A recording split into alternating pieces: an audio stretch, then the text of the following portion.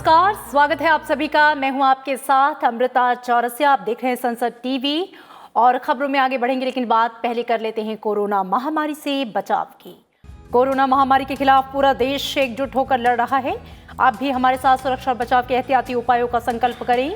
अपना मास्क अच्छी तरह से पहनें, 2 गज की दूरी का पालन करें, सुरक्षित दूरी बनाए रखें, साथ ही अपने हाथों को बार बार धोएं।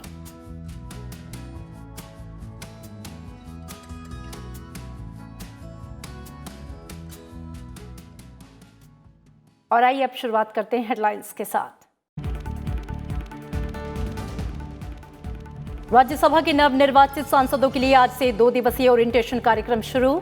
सभापति एम वेंकैया नायडू का नए सदस्यों से संसद में संगठित और समावेशी भारत के लिए आवाज उठाने का आह्वान। प्रभावी सांसद बनने के लिए दिए 12 सुझाव।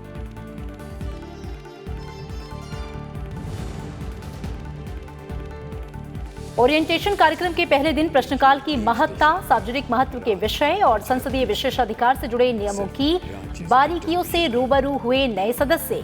उपसभापति हरिवंश सहित कई वरिष्ठ सांसदों ने साझा किए अनुभव। महासचिव देश दीपक वर्मा ने राज्यसभा सचिवालय के कामकाज से कराया अवगत।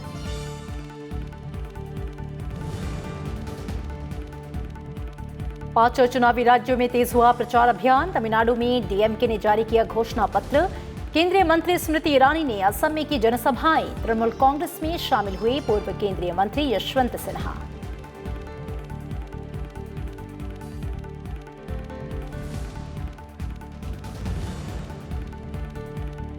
कोरोना के खिलाफ जारी टीकाकरण अभियान में भारत की बड़ी उपलब्धि। एक दिन में 20,53,000 से ज्यादा लोगों को लगाया गया टीका। अब तक करीब 3 करोड़ लोगों को दी गई वैक्सीन। केंद्रीय स्वास्थ्य मंत्री डॉक्टर हर्षवर्धन ने वैक्सीनेशन कार्यक्रम को जन आंदोलन बनाने का किया आह्वान।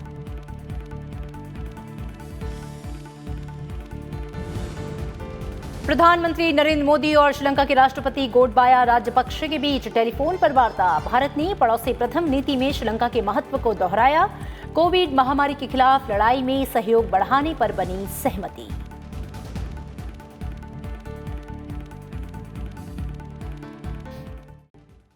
राज्यसभा के सभापति एम वेंकैया नायडू ने आज नवनिर्वाचित सदस्यों के लिए संसद भवन परिसर में 2 दिवसीय ओरिएंटेशन कार्यक्रम का उद्घाटन किया। उन्होंने कहा कि विपक्षी दलों को सरकार की आलोचना करने का अधिकार है, लेकिन केवल विश्वसनीयता पर सवाल उठाने के लिए सरकार के हर कदम का विरोध करना सही नहीं है। उन्होंने ये सुझाव दिया कि सदन के कामकाज को दिन भर के लिए निलंबित करने को नियमित प्रक्रिया बनाने के लिए नियम 267 के तहत नोटिस देने से बचा जाए।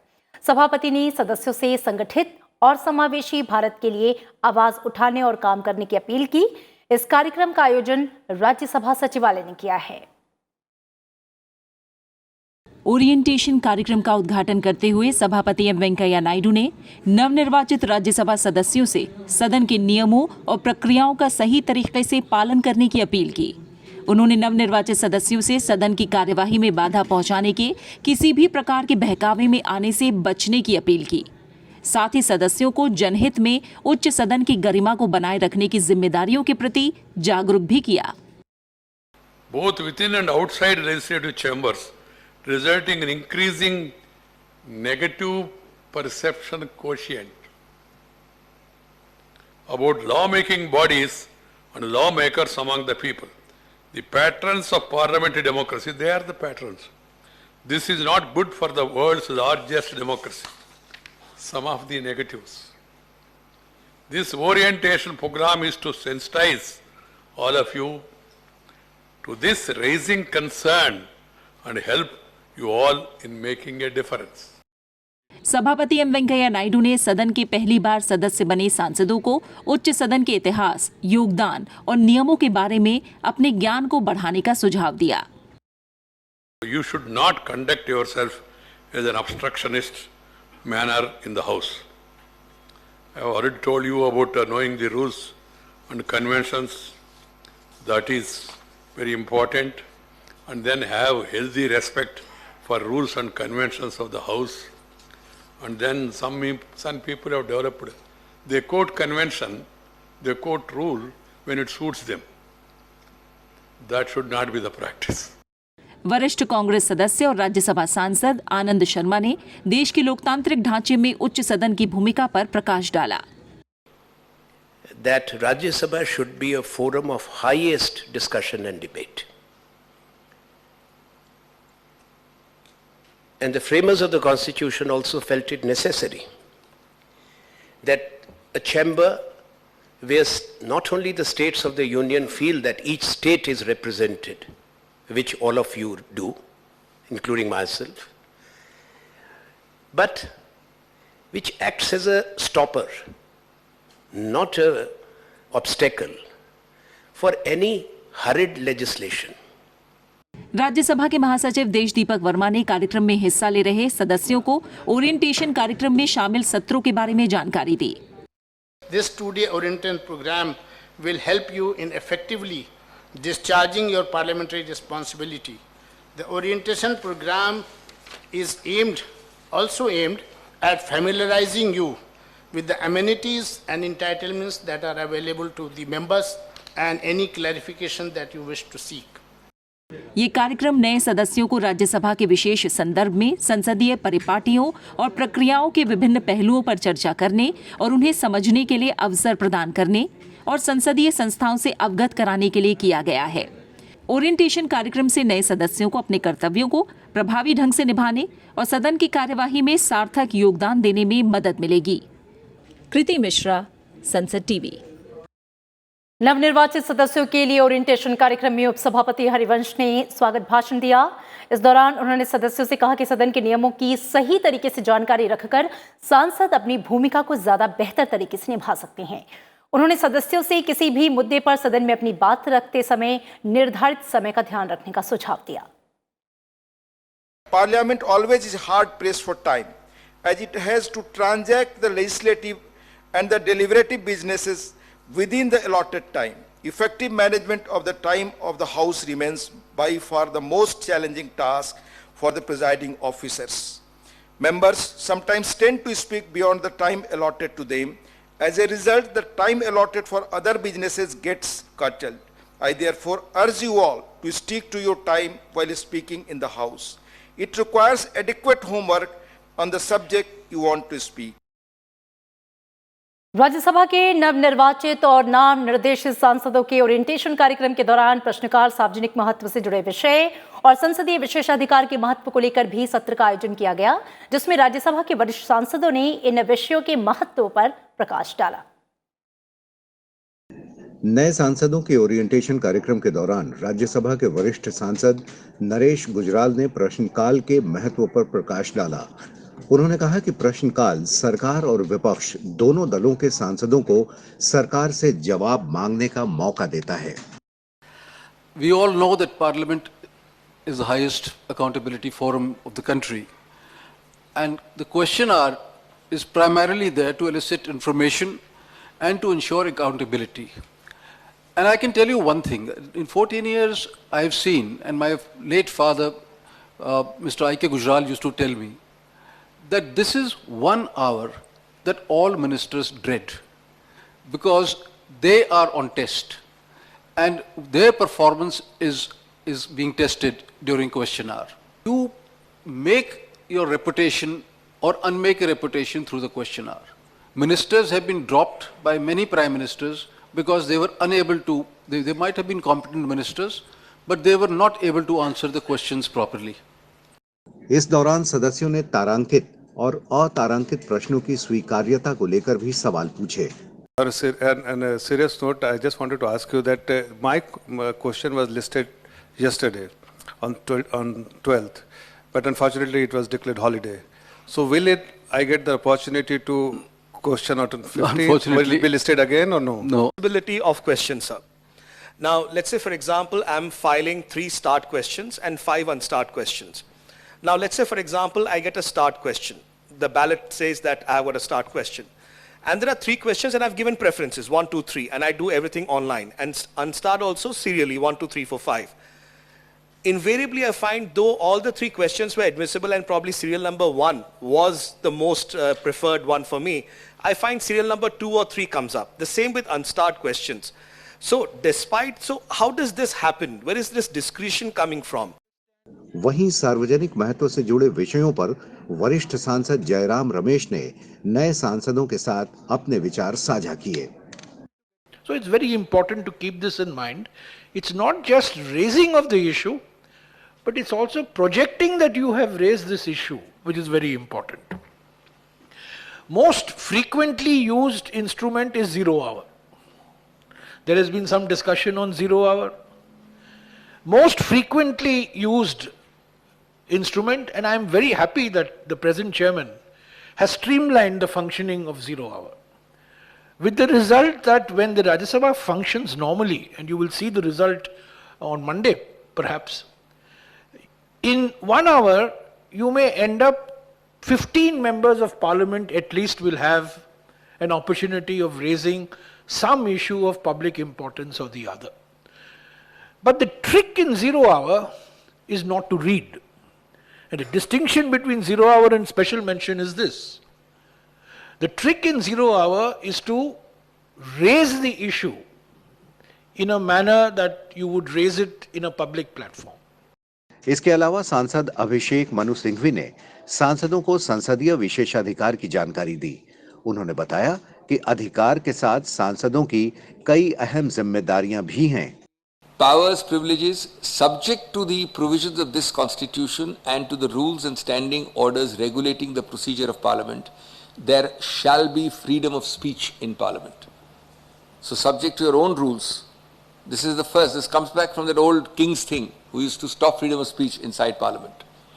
Second is, no member of parliament shall be liable to any proceedings in any court in respect of anything said by him in parliament or in respect of vote given by him.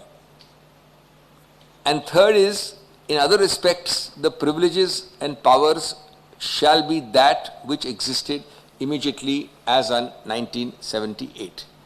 Now, if you look at this article, and 194 is identical in respect of the other assemblies. Firstly, there is full freedom of speech in each house of parliament and you can't be touched, but of course subject to your own rules. नवनिर्वाचित और नाम निर्देशित सांसदों का orientation कार्यक्रम रविवार को भी जारी रहेगा। समापन सत्र को उपसभापति हरिवंश संबोधित करेंगे। कृति मिश्र के साथ रविंद्र सिंह शौरान, संसद टीवी। राज्यसभा महासचिव देश दीपक वर्मा ने नवनिर्वाचित सदस्यों के 2 दिवसीय ओरिएंटेशन कार्यक्रम के दौरान राज्यसभा सचिवालय के कामकाज के बारे में विस्तृत जानकारी दी। उन्होंने इस दौरान संसद टीवी के अलावा संसदीय सुरक्षा सेवाओं के विलय की भी जानकारी सदस्यों को दी। राज्यसभा महासचिव देश दीपक वर्मा ने सदन के लिए नवनिर्वाचित सदस्यों को राज्यसभा सचिवालय के बारे में अहम जानकारियां दी। राज्यसभा के सचिवालय का गठन संविधान के अनुच्छेद 98 में अंतर्निहित उपबंधों के अनुसार किया गया है। उच्च सदन के प्रभावी कामकाज के लिए सचिवालय सहायता मुहैया कराता है। Support for conduct of business in the Rajya Sabha and support services to the members of the Rajya Sabha for discharge of their functions. So this is the broad outline of what Rajya Sabha Secretariat is mandated to do. We have the simultaneous interpretation in all the 22 languages. In fact, we had some languages in which the interpretation facility was not available, and I must again share it with you. This is our new initiative, that for the first time, for the interpretation services in such languages in which the interpretation was not available and we were not getting people there, so we did a new experiment. We involved the civil society. We have the editorial and translation service, because whatever you speak, there is an uncorrected version, then an official debate is made out of that, and then we also prepare a synopsis. So all that work is done by them. महासचिव देश दीपक वर्मा ने orientation कार्यक्रम के दौरान संसद TV और संसदीय सुरक्षा सेवाओं के बारे में भी जानकारी दी।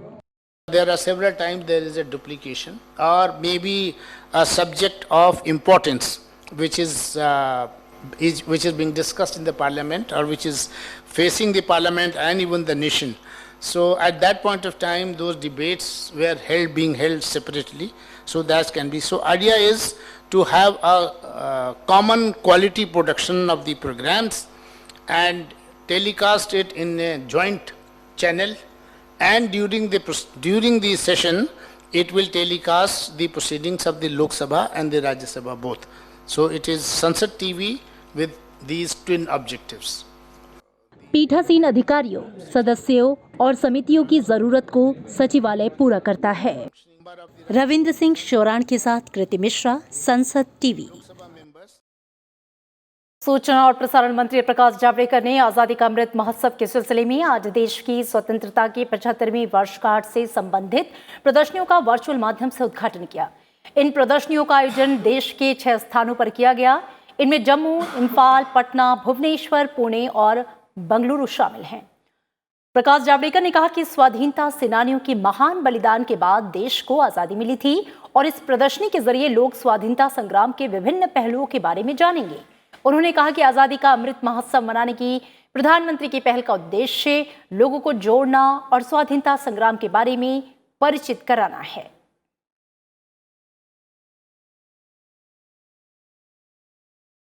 वहीं सूचना और प्रसारण सचिव अमित खरे ने कहा कि इन प्रदर्शनियों के डिजिटल वर्जन को भी जल्द लॉन्च किया जाएगा। आजादी के अमृत महोत्सव पर्व का प्रारंभ हुआ है। मुझे लगता है ये देश के लिए बहुत महत्वपूर्ण घड़ी है। आज तक आजादी के बाद जहां पहुंचे हैं उसका अवलोकन और आने वाले 25 साल में क्या करेंगे इसका संकल्प, यही उद्देश्य, इसी उद्देश्य से यह आजादी का अमृत महोत्सव देश भर में आने वाले 2-2.5 साल मनाया जाएगा। सरकार 2024 तक हर ग्रामीण परिवार को स्वच्छ जलापूर्ति के प्रति वचनबद्ध है। जल जीवन मिशन पर राज्य और केंद्र शासित प्रदेशों के सम्मेलन को वीडियो कॉन्फ्रेंसिंग के जरिए संबोधित करते हुए केंद्रीय जल शक्ति मंत्री गजेंद्र सिंह शेखावत ने ये बातें कही। उन्होंने कहा कि जल जीवन मिशन शुरू होने के बाद से 3 करोड़ 80 लाख ग्रामीण परिवारों को नल जल कनेक्शन दिए जा चुके हैं। गजेंद्र सिंह शेखावत ने कहा कि 7 करोड़ से अधिक ग्रामीण परिवारों के घरों में स्वच्छ जल पहुंचाया जा रहा है। उन्होंने कहा कि घरों तक पानी की आपूर्ति का दायरा 1.5 साल में 17% से बढ़कर 37% हो गया है। मिशन के उद्देश्यों की सराहना करते हुए उन्होंने कहा कि इस साल में पानी के 3 करोड़ कनेक्शन देने का लक्ष्य है। इस मौके पर केंद्रीय जल शक्ति मंत्री ने पेयजल परीक्षण, निगरानी और चौकसी प्रणाली जारी की और जल जीवन मिशन जल गुणवत्ता प्रबंधन सूचना प्रणाली की शुरुआत की।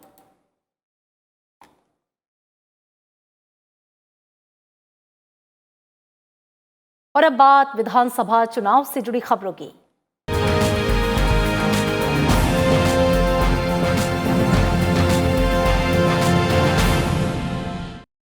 दिल्ली में बीजेपी केंद्रीय चुनाव समिति की बैठक जारी है। पार्टी मुख्यालय में हो रही इस बैठक में प्रधानमंत्री नरेंद्र मोदी, केंद्रीय गृह मंत्री अमित शाह, राजनाथ सिंह, बीजेपी अध्यक्ष जेपी नड्डा के अलावा नरेंद्र सिंह तोमर, शिवराज सिंह चौहान समेत पार्टी के कई वरिष्ठ नेता शामिल हैं। बैठक में असम, तमिलनाडु, पश्चिम बंगाल, केरल और पुदुचेरी में होने वाले विधानसभा चुनावों में उम्मीदवारों के नाम पर चर्चा होने की उम्मीद है।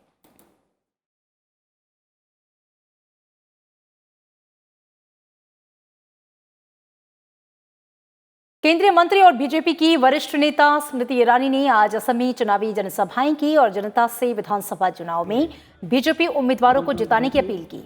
विपक्षी दल कांग्रेस को घेरते हुए स्मृति ईरानी ने कहा कि कांग्रेस ने सालों तक शासन किया और विकास के सपने दिखाए, लेकिन 2014 में नरेंद्र मोदी के प्रधानमंत्री बनने के बाद विकास का काम शुरू हुआ। उन्होंने कहा कि प्रधानमंत्री नरेंद्र मोदी और मुख्यमंत्री सर्बानंद सोनोवाल ने राज्य के गरीब लोगों को लाभान्वित करने के लिए कई योजनाएं शुरू की हैं।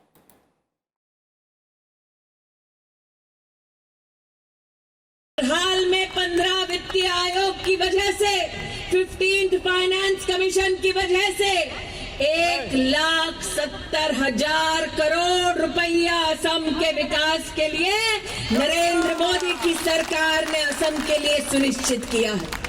कहां कांग्रेस पार्टी की केंद्र की सरकार जो 60,000 करोड़ रुपया भी नहीं दे सकती थी असम के लिए, और कहां मोदी जी की सरकार जिन्होंने 1,70,000 करोड़ रुपया आपके विकास के लिए, गरीब के कल्याण के लिए, असम की जनता के लिए सुनिश्चित किया।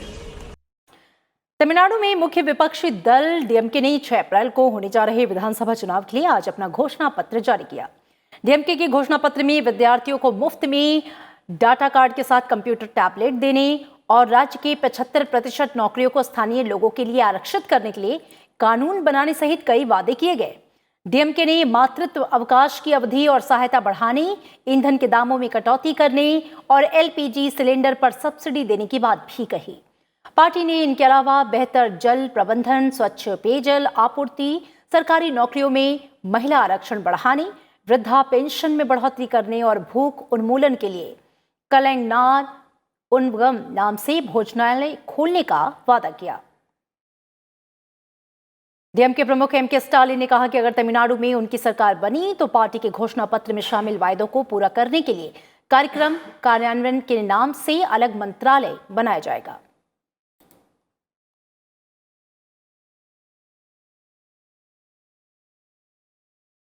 पुडुचेरी विधानसभा चुनाव के लिए डीएमके ने उन 13 विधानसभा सीटों की सूची जारी की जिन पर चुनाव वो लड़ेगी। साथ ही डीएमके ने इन सीटों के लिए 12 उम्मीदवारों के नामों का भी ऐलान किया है। डीएमके उम्मीदवारों की सूची में पार्टी के 2 पूर्व मंत्रियों और 6 नए चेहरों को चुनावी मैदान में उतारा गया है। पूर्व शिक्षा मंत्री एसपी शिवकुमार को राजभवन सीट से, जबकि पूर्व स्वास्थ्य मंत्री एएमएच नजीम को कराईकल दक्षिण सीट से टिकट दिया गया। बागुरु विधानसभा सीट के लिए उम्मीदवार के नाम की घोषणा बाद में की जाएगी। पुडुचेरी में 6 अप्रैल को विधानसभा चुनाव के लिए मतदान होगा।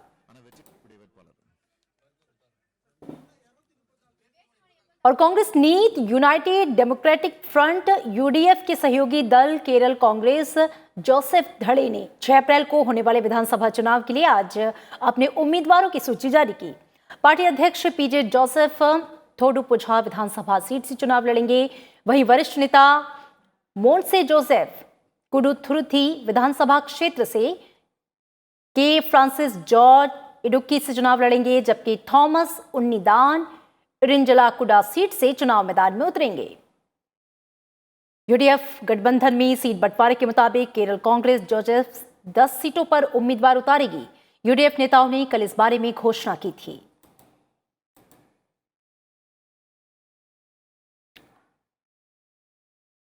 और पश्चिम बंगाल में विधानसभा चुनाव से पहले काफी सियासी उलटफेर देखने को मिल रहा है। पूर्व केंद्रीय मंत्री और बीजेपी के पूर्व नेता यशवंत सिन्हा ने आज कोलकाता में तृणमूल कांग्रेस का दामन थाम लिया। यशवंत सिन्हा ने 1990 में चंद्रशेखर की सरकार में वित्त मंत्री की जिम्मेदारी निभाई थी। इसके बाद अटल बिहारी वाजपेयी की सरकार में भी वो मंत्रिमंडल का हिस्सा रहे। यशवंत सिन्हा ने वाजपेयी सरकार में विदेश मंत्री की जिम्मेदारी भी निभाई।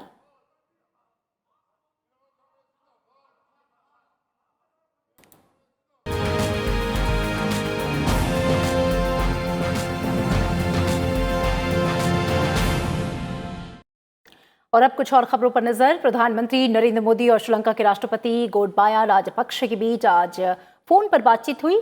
दोनों नेताओं ने समसामयिक घटनाक्रमों, द्विपक्षीय और बहुपक्षीय मंचों पर भारत श्रीलंका के बीच जारी सहयोग की समीक्षा की। वर्तमान में जारी कोविड-19 चुनौती के संदर्भ में संबंधित अधिकारियों के बीच नियमित संपर्क बनाए रखने पर भी दोनों नेताओं ने सहमति व्यक्त की। प्रधानमंत्री ने भारत की पड़ोसी प्रथम नीति में श्रीलंका के महत्व को दोहराया।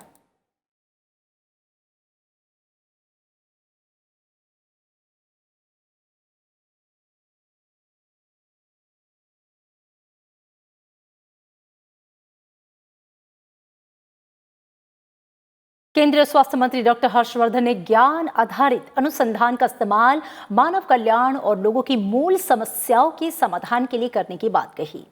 भोपाल में राष्ट्रीय पर्यावरणीय स्वास्थ्य अनुसंधान संस्थान के नवीन हरित प्रांगण का उद्घाटन करते हुए डॉक्टर हर्षवर्धन ने कहा कि वैज्ञानिकों की जिम्मेदारी है कि वैज्ञानिक अनुसंधान का लाभ लोगों को मिले। पर्यावरण और जलवायु परिवर्तन के क्षेत्र में भारत की भूमिका को मिली विश्वव्यापी सराहना का उल्लेख करते हुए डॉक्टर हर्षवर्धन ने कहा कि प्रधानमंत्री नरेंद्र मोदी की उज्ज्वला स्वस्थ भारत जैसी सभी योजनाएं और कार्य पर्यावरण की सात्विकता को अक्षुण्ण बनाए रखने वाले हैं। देश के कुछ राज्यों में कोरोना के मामले फिर से बढ़ने पर चिंता जताते हुए डॉक्टर हर्षवर्धन ने कहा कि लोग किसी तरह की लापरवाही ना करें। हमें कोविड टीकाकरण को एक जन आंदोलन का रूप देना होगा।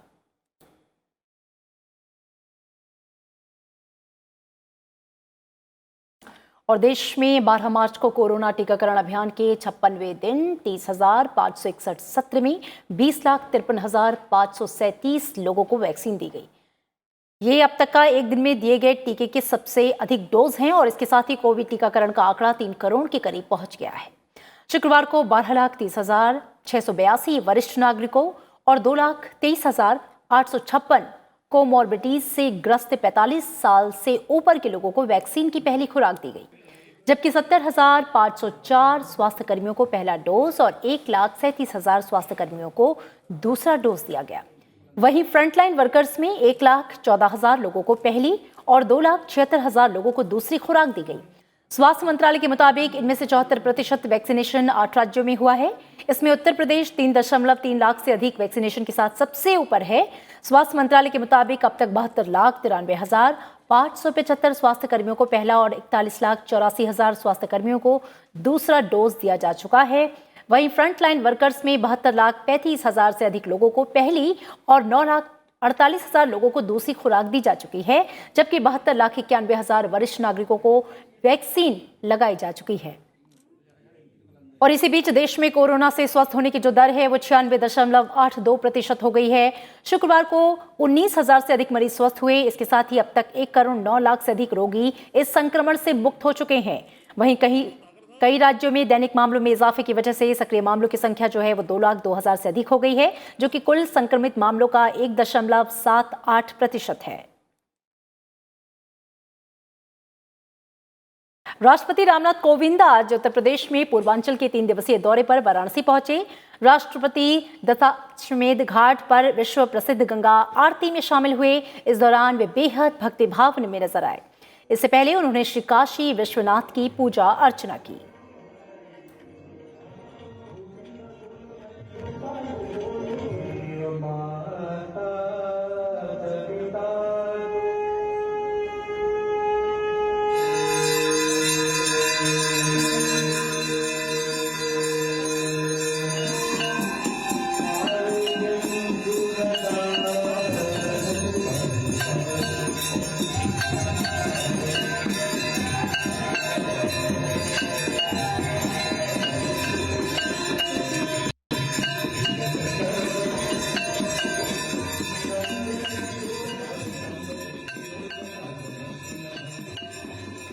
और इस बुलेटिन में इतना ही। आगे देखिए हमारा खास कार्यक्रम देश देशांतर में प्लास्टिक पर प्रतिबंध, प्रस्तावित नीति।